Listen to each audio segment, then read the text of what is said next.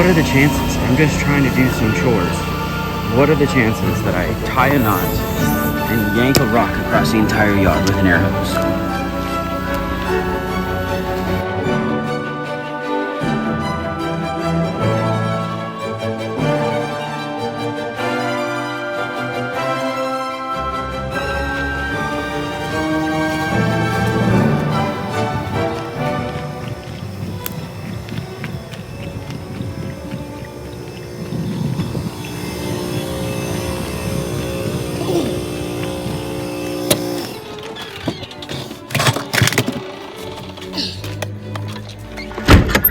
Sometimes it pays off to not put the tools away.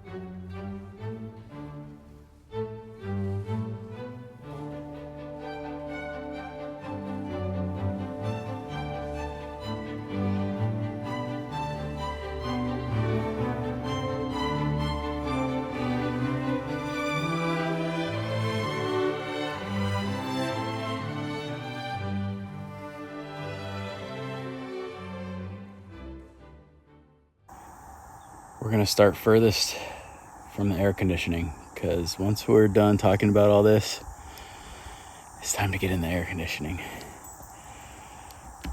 We got all the branches we cut off of that to kind of get it up and be able to see a little better are now over here. It was just this one tree for the longest time that had fallen on its own in the storm, and we drug it over here where we were going to burn. We've burned in this spot a couple times. It kind of stays dead anyways from the water flooding over there,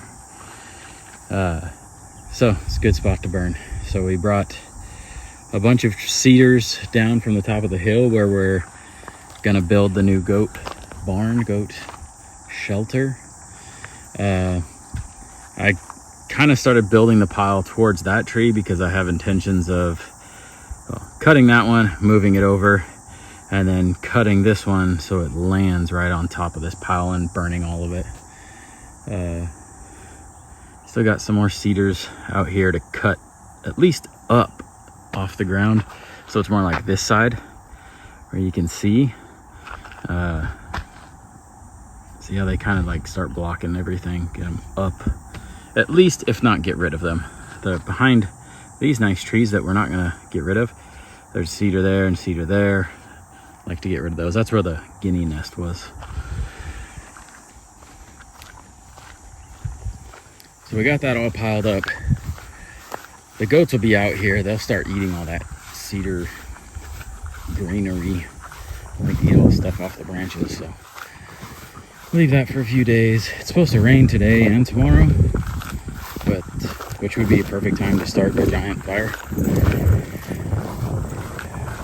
But we'll see. Does not seem promising from where I'm standing, unless it's going to be some storms, like kind of hit or miss. Windy. I don't want to be starting a fire if it's going to be windy. But we did start this small fire this morning. Burned everything that was in the fire pit, which was the small stuff from over there, the table from the porch a few videos ago, and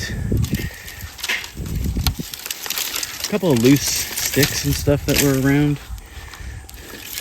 There's some small trimmings that just hadn't done anything with yet, but walked around this morning and picked them up and brought them over here.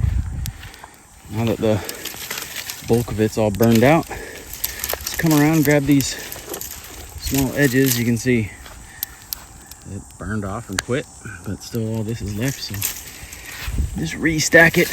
Oop, tried to get carried away, start burning the grass there.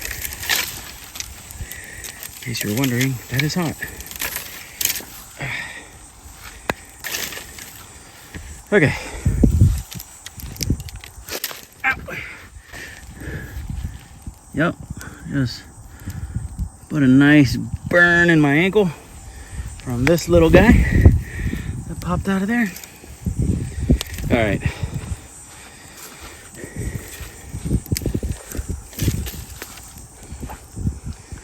Dang, my ankle hurts. That freaking is a bummer. These little guys, I already cleaned all the chips out of their water, and that's full again. So really need to hang them. Maybe we'll get to that today. It's like 11 o'clock in the morning. It's already 85 degrees. Sun's out. One little lone guy over there. I don't know if you can see him. Girl. We're gonna say they're all girls. We want girls. Anyway. But these guys are doing good. I haven't updated you, but we actually have a whole nother set of, what is that, incubator hold 30 eggs or something, I think it is. Once we hatched those, got them out, got the incubator all clean, came out and collected eggs and put them all in. This time we got a couple Americana eggs, so they're like the bluish green color. So that's gonna be kind of cool. If we could hatch more of those, then we'll get more of those. The only color, not the only color, there are lots of colors of eggs, but we have brown, definitely. We have one Americana. Hopefully we're breeding more right now, or we're hatching more here soon. But white. Like, I want some white leghorns, or some barnyard breed is fine too, but lay white eggs. We don't have any white eggs, so just kind of have, I think it looks nice when you open up a dozen eggs and you got browns, greens, blues, and white all mixed in. Definitely a nice little barnyard mix. All right, this pile. Saw we got all the blue ones up where we're gonna build the goat stall. A couple other limbs that I took down, we got piled up here. This, again, if we're gonna get good rain but no wind, this will be ready to set off. It's been a minute since, well, I don't know how long it's been blurry, but it's clear now. So we got this stack. We got some brush on top of it. Again, if it's gonna start raining and not be windy, I'm gonna set this thing off. I probably will cut these lower branches. I've done it before. This used to be like a bush, and I trimmed it all up because we were burning here, because that's where they used to burn. So you can see there's like still cans and some trash, and they used to burn trash here. We don't burn trash, but I was using it to burn brush and things like that, and then I just decided I'll start burning it out in the pasture. There's no need to have it back in here right by these oaks and, you know, next to the neighbor's fence and all that. Out in the middle of the pastures, a good place too. So anyways, these are just kind of where they wound up. So come back in here, trim some stuff off this side, and just, again, let it fall right on this pile and burn it with the pile. Dang, can you see that? Blistered up right there. That spot, I think, and that spot. What a dummy. All right. Brittany's talked about it before. She thinks I'm ridiculous. It's my first pair of Crocs, almost 40 years old. Finally got a pair. I wanted them for farm shoes, for river shoes, and I don't wear them with socks. I don't wear them with socks because if I'm going in the river, I'm not going to wear socks. But when I'm wearing them around the property, if I was going to put on socks, then I'll put on pants and I'll put on boots. But it's not that serious. I just wanted a, it's not a steel toe, let's say a foam toe flip-flop. I was wearing flip-flops, or slides, I guess, technically, to do everything. But your foot starts sliding and slipping and moving around. And if I get muddy, if I get dirty, dusty, whatever, these things are perfect. They're pretty waterproof, and just hose off my feet and I'm clean again. I don't know, but she hates that I don't wear them with socks. I don't know, what do you guys think? But yeah, if I'm putting on socks, I'm putting on boots and pants, and we should do it the way we're supposed to do it. Then we won't get a burn on our ankle. But I'm not trying to do that. I'm just trying to slip on some shoes that I can come out here and still do chores in. Crocs have fit that bill. All right, the goat situation. So got that out, got that out. There's a couple like small ones. This cool little ADD, guys, I keep bouncing around, I know. You see it goes all the way over there, all the way through here. It kind of levels out where we have like a path, like the ditch goes away, I'm saying, where we have a path to get up to our stock tank pool. But I want to put it back in because we're getting a ton of runoff around the stock tank pool, all the way down, goes underneath the deck, underneath the house, and then shoots out the front stairs. And just kind of not great. When we first moved in, this actually was holding water, this here and down there, where the, like that whole area down there where the pallets are, was all full of water.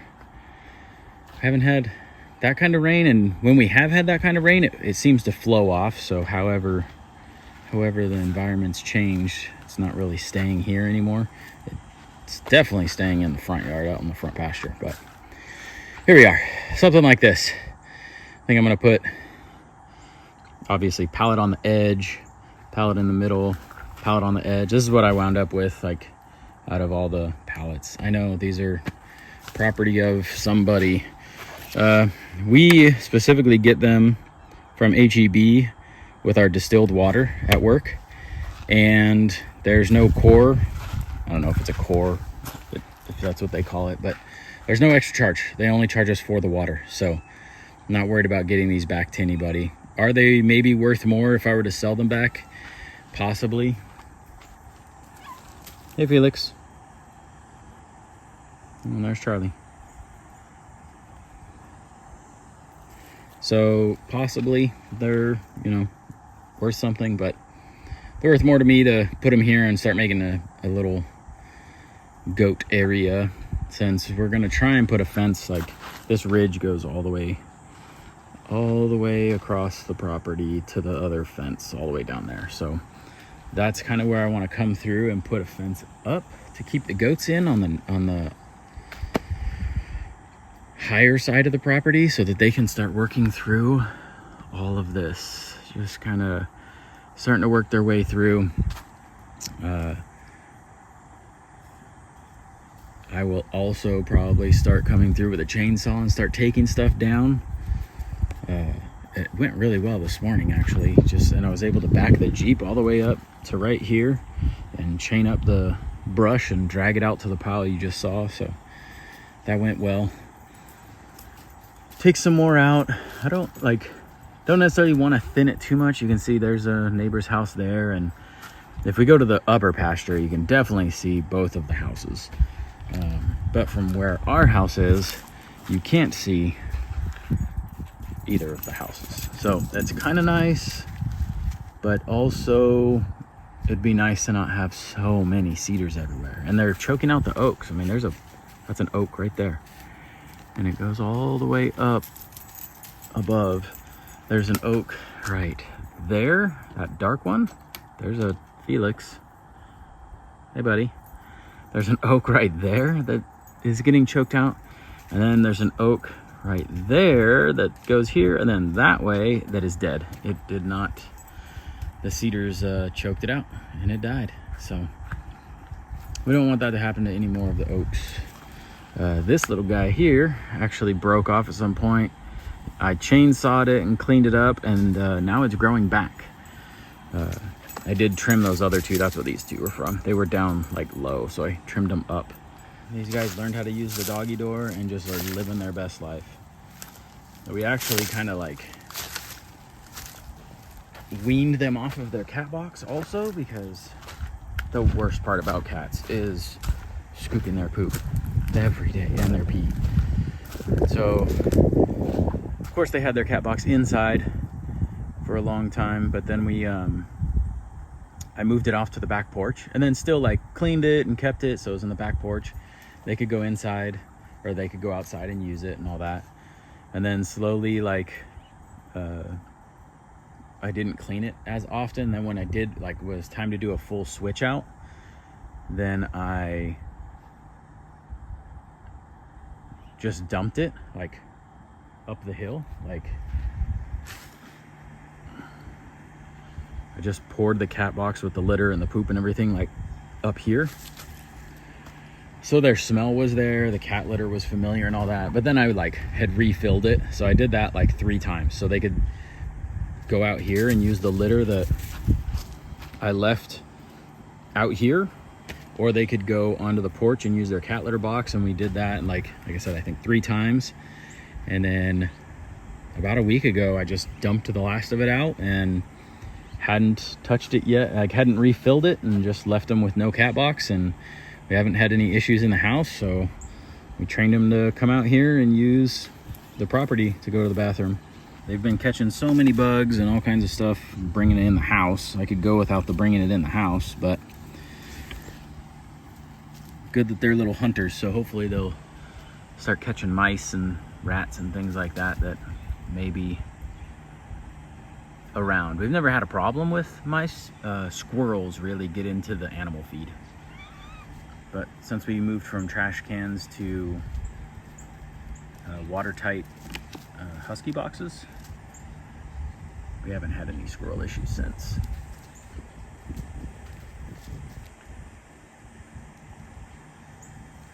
One of the projects we've done around here, this was, I guess coming up on 2 years ago now, was build this well house. So we never had anything actually over the well.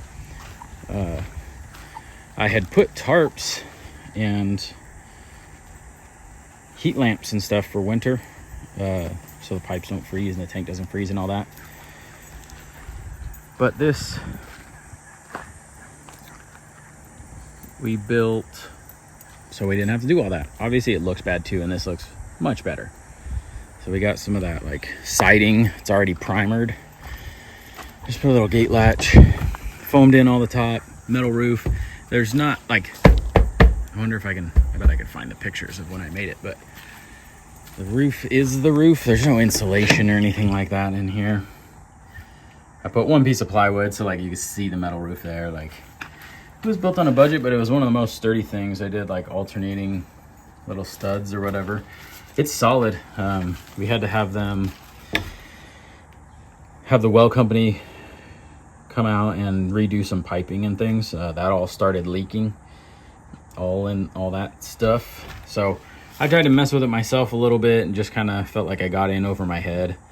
They wanted to replace everything, but it just wasn't doable at the time. So we just went with the pipes that were leaking, and now here we are. So I extended this over the slab, so it fits on the slab over on that side, and then this side it's over the slab, and I backfilled it with dirt because where the pipes go, the electrical comes up and the water goes back down to go into the house over there. So just put like these, I mean, I needed this little support just to hold the hinge, this little guy just to hold the door handle and all that. But I do need to come back through. You can see this is door. The door's got quite a bend to it. You need to come back through and put frame the door basically so it's stiff. But seals pretty well. As you saw, there's not too many bugs in there, which is like a big plus. And there's like enough room to like work around inside of it. I just did like a angled roof, like a lean-to style, I guess, just one slope. So here they are, another round. You see all those blue eggs back there. Another round. Chickens going. We got a bunch of blue eggs in there. We got 12 days left. Oh, it just rotated. Now they're facing the other way. This is what I was talking about earlier. See that puddle? It's rushing out from underneath our stairs. That's from all the water running down from the top side of the property and not getting caught in the little creek. So here's some more of it. These two little rivers are running down and filling up that lake. Of course, the ducks are happy about it.